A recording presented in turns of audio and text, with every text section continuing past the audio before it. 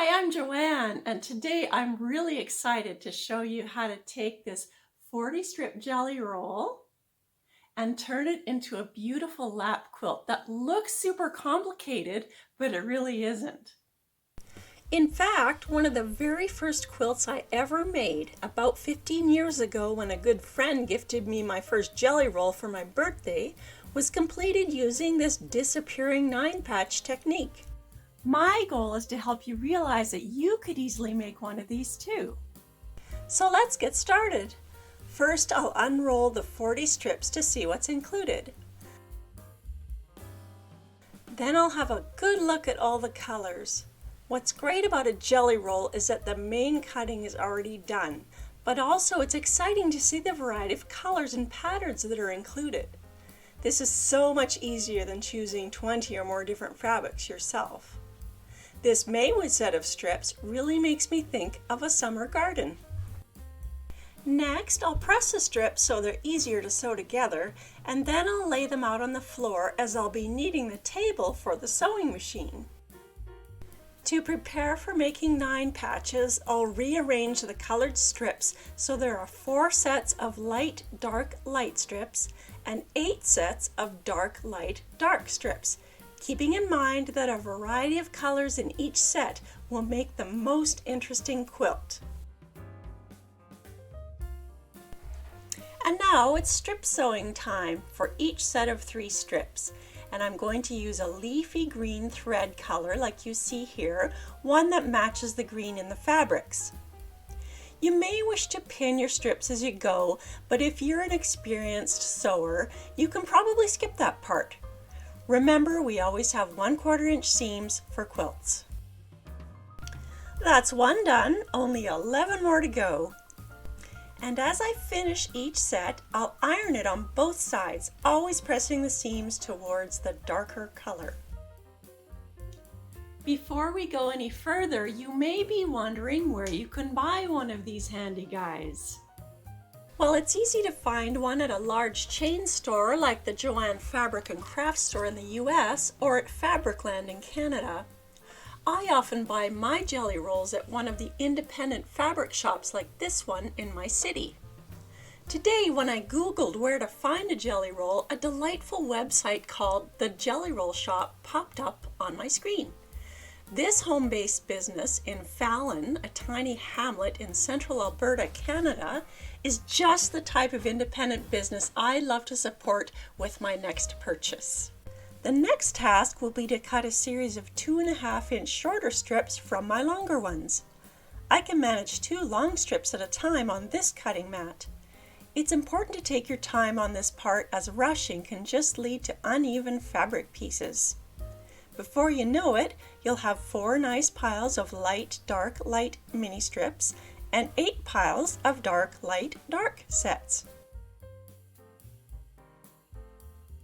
Now comes the really fun sewing part. I'm going to select one light, dark, light strip and we'll place it between 2 dark, light, dark strips, making sure to vary the color palette.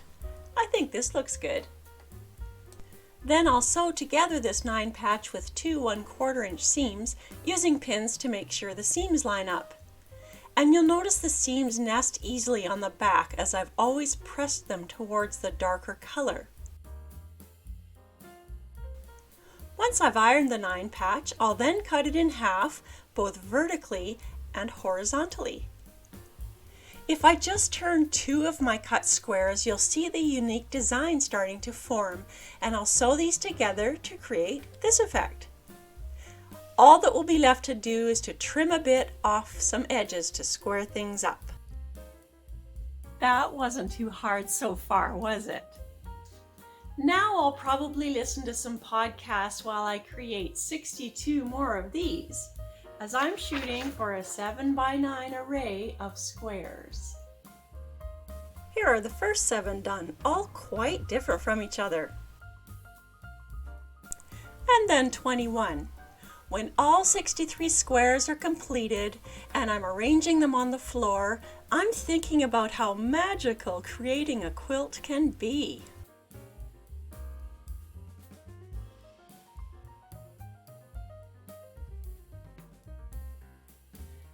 I'm going to sew together all these shorter rows, and then I'll connect them this way to create my 7x9 array.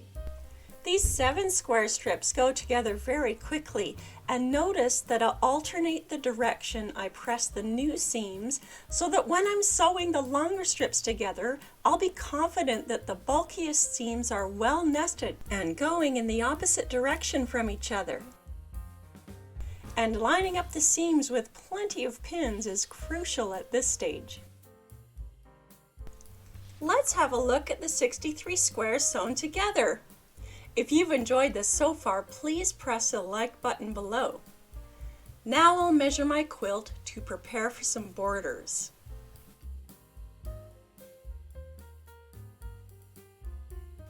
I think both of these fabric sets work well, so which should I choose? Burgundy and pink it is.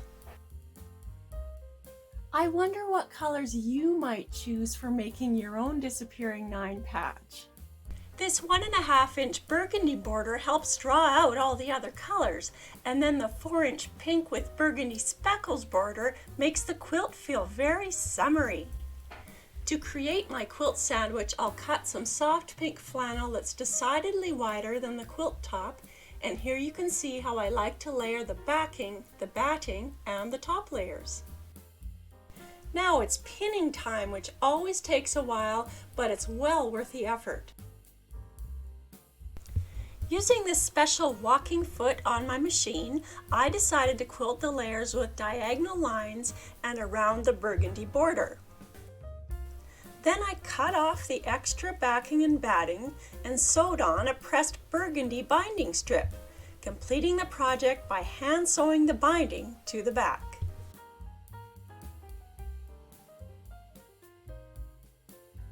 I really hope you now feel that you'll have the confidence to create your own disappearing 9-patch quilt.